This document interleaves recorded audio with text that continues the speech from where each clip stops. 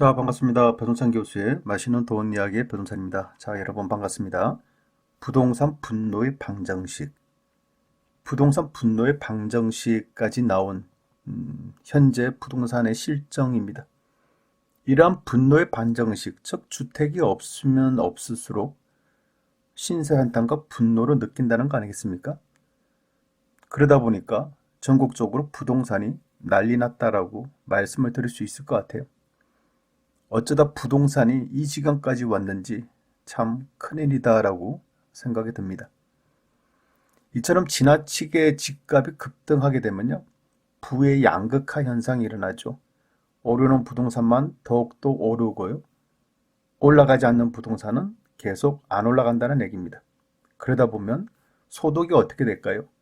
부자들의 아파트는 계속 올라가니까 부자들의 소득은 증가되고, 서민들의 아파트는 올라가도 조금만 올라가고, 오히려 안 올라가는 지역에 아파트들이 더 많다 보니까 부의 양극화 현상이 가면 갈수록 일어난다는 얘기죠. 또한 소득의 불평등이 이렇게 고착화가 되어 간다는 얘기입니다. 그리고요, 전국이 투기화가 되죠. 즉 산업 자본까지 들어갈, 투자해야 될 돈까지 부동산 쪽으로 흘러 들어와서 전국이 부동산 투기화가 된다는 얘기죠. 특히 분양가 상한제 미지정 지역으로 돈들이 흐를 것 같고요. 또 덜 오른 지역, 지금까지 많이 올랐다면 그 인근 지역에 덜 오른 지역까지 투기의 도미노 현상이 일어날 가능성이 증가되었다라고 말씀을 드릴 수 있을 것 같고요. 따라서 보통 사람들의 입장에서 본다면 근로소득에 대한 상대적인 박탈감을 느낄 수밖에 없겠죠. 아무리 내가 일을 해서 돈을 모아도 서울에 집 한 채 사는 거 거의 불가능이다라고. 그렇지가 않나요? 1년에 적금을 아무리 해봤자 직장인들 입장에서 뭐 1,000만 원, 2,000만 원, 3,000만 원 적금 들어가는데 집값은 뭐 1억, 2억, 3억이 올라가 버리니까 직장인들 입장에서는 상대적 박탈감을 느낄 수밖에 없겠죠. 따라서 일을 해서 돈을 벌겠다는 그런 생각들이 상실해 나간다는 얘기죠. 또한 집가의 상승은 공시가격 상승을 의미하고 또 공시지가의 상승을 의미하지 않습니까? 이처럼 정부가 생각하고 있는 부동산 가격이 올라간다는 얘기는 부동산에 관련된 세금 또한 올라갈 수밖에 없겠죠. 종합부동산세가 오르고 재산세가 올라간다. 그러다 보면 자연스럽게 임대료도 상승한다는 얘기입니다. 왜 그러냐면 집주인들, 상가 주인들이 세금이 인상된과 동시에 이러한 인상된 세금을 세입자한테 임대료로 그냥 전가를 시키는 거예요. 조세의 전가가 이루어진다는 얘기입니다. 또한 정부 입장에서는 당연히 대출을 규제해야 되겠죠. 그래서 은행 융자를 이용해서 투자하는 것을 차단시키지 않습니까? 그러니 대출을 규제한다는 얘기죠. 하지만은 은행 융자를 통해서 내 집 마련하는 사람들까지도 피해를 입을 수 있게 되는 거고요. 은행 융자를 이용해서 집을 살 목적이 없이 그냥 생활비 활용으로 좀 융자를 받고자 하는 사람들, 그런 소상공인들까지도 대출을, 즉 생계형 대출까지도 막아버림으로써 이러한 사람들이 이제 어디로 가야 됩니까? 이제 고금리 사채업자들한테 찾아가는 이러한 사회적 문제까지 일어난다는 얘기예요.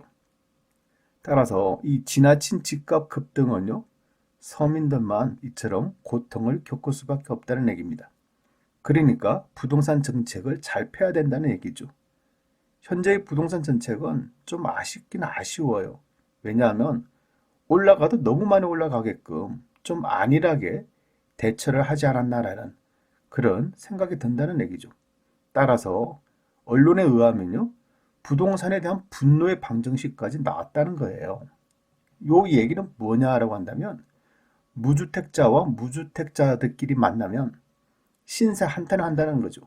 너도 집 없냐? 나도 집이 없어. 그런데 집값이 이처럼 급등해 버렸어. 이제 분노가 일어나는 거예요. 거기에다가 무주택자하고 1주택자 사이에는 말싸움을 하는 거죠.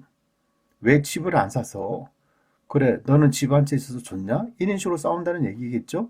그리고 무주택자와 다주택자 입장에서는 이제 앙숙이 되는 거죠. 다주택자 입장에서는 주택 없는 사람들한테 이렇게 바보라고 하는 거고, 또 무주택자들 입장에서는 다주택자들, 투기꾼들, 나쁜 사람들, 나쁜 놈들, 이렇게 싸움이 일어난다는 얘기예요.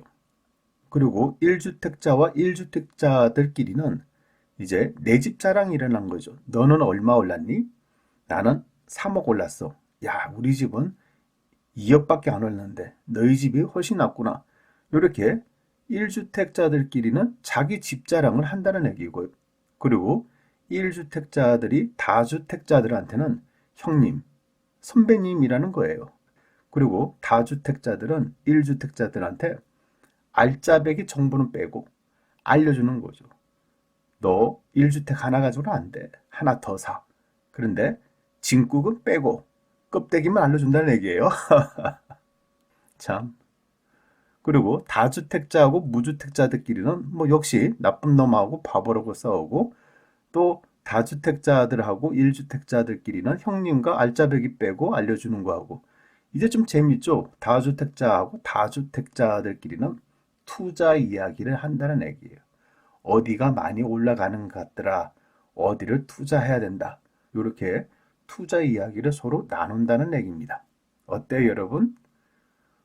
분노의 방정식을 이렇게 살펴보니까 정말 분노가 일어날 수밖에 없다라고 말씀을 들을 수 있을 것 같아요. 어때요, 여러분? 좀 마음이 좀 씁쓸하죠? 어찌 부동산이 이 지경까지 도래가 됐는지 참 답답하죠. 그리고 전국의 수많은 무주택자들 입장, 뭐 20대가 됐든 30대, 40대가 됐든 그분들 입장에서 본다면 정말 분노가 일어날 수밖에 없다라고 생각을 할 수가 있을 것 같아요. 여기서 눈여겨보실 부분이 있는데요. 이제 젊은 세대들이죠. 대학생들이 됐든 20대가 됐든 스펙을 쌓는 것보다는 부동산 투자 공부를 해야 한다라고 이렇게 말들을 하고 있다는 얘기입니다. 제가 전국에 있는 국립대에서 뭐 이렇게 취업 특강이나 뭐 300명, 500명 데리고 이제 특강을 좀 한 적이 있어요. 그러면 대학교 3학년, 4학년들이 주로 많이 듣죠. 그리고 쉬는 시간이 되면 대학교 4학년들이 저한테 와서 질문을 합니다. 교수님, 저는 대학교 4학년인데요. 아직 취업을 하지 못하고 있습니다. 지금이라도 부동산 투자 공부를 할까요? 지금이라도 공인중개사 자격증 준비를 할까요? 어떻게 보면 안타까워요. 대학 4년 동안 무엇을 했는지. 벌써 이런 이야기도 한 10년 전 이야기인 것 같아요. 그러면 지금은 어떨까요? 지금은 10년 전보다는 더 많은 그런 20대 대학생들이, 또 20대 청춘들이 스펙보다는 부동산에 더 관심을 기울인다라고 볼 수가 있을 것 같아요. 또 개미처럼 열심히 돈을 모아봤자 의미가 없다. 어차피 서울에서 집 사는 것도 불가능에 가깝기 때문에 차라리 개미처럼 열심히 일을 하는 것보다는 부모님을 잘 만나서 놀 거 다 놀고 서울에 집 한 채 물려받는 게 더 낫다. 이런 생각들을 하고 있다는 얘기예요. 참 놀라운 이야기죠. 어쩌다 부동산 시장이 이렇게 되었는지 정말 안담하다라고 말씀을 드릴 수 있을 것 같아요. 뭐라고 뭐 할 얘기가 없을 정도예요. 어떻게 보면 20대, 30대 이 분들은 국가의 기둥이지 않습니까? 그러한 분들이 부동산에 관심을 가지는 것은 좋은데, 어떻게 보면 자괴감, 또 이 상대적 박탈감을 당한다는 거, 좀 사회적으로 문제가 좀 크게 발생됐다라고 이렇게 말씀을 드릴 수 있을 것 같아요. 수많은 보통 사람들 입장에서는 얼마나 지금 부동산 시장, 부동산 환경이 기분이 나쁘겠어요. 그렇지가 않나요? 제가 여러분들에게 드리고 싶은 이야기는요. 부동산 시장을 그냥 부동산 시장으로만 주시를 하시라는 얘기입니다. 부동산은 언제나 오를 수도 있고 떨어질 수도 있다라고 생각을 하시고요. 또한 포기하지 마시고요. 열심히 돈 모으셔야죠. 여러분들이 투자를 못하신 거는 돈이 없고 정보가 없기 때문에 투자를 못하신 거 아닙니까? 특히 정보가 있다 하더라도 종잣돈이 없으면 결국 투자를 못하시는 거잖아요. 그래서 차후에 좋은 거를 사시기 위해서 열심히 돈을 모으셔야 되는 거예요. 기본 중에 기본은요, 소비를 줄이고 돈을 모으시는 거예요. 그리고 시간이 나면 틈틈이 부동산 공부 열심히 하시고요. 내일을 준비하시기 바란다는 얘기입니다. 기회는 항상 준비된 자에게 반복적으로 오기 때문이죠. 제가 분명히 말씀드리는데요. 요번 기회가 지나갔다. 또 부동산 강력한 규제 정책이 추가로 나올 수도 있어요. 그렇다 하더라도 차후에 기회는 또 있다는 얘기예요. 부동산 가격은 올라갈 때도 있고 떨어질 때도 있고 다시 올라갈 때도 있고 떨어질 때가 있기 때문이죠. 따라서 여러분들이 지금 취할 수 있는 거는 돈 모으시고 공부하시고 내일을 준비하시는 거 요거밖에 없다는 얘기입니다. 그리고 공지사항 하나 말씀드리면요. 저를 사칭하는 사람들, 이 배종찬을 사칭하는 그런 사람들이 좀 나타나고 있어요.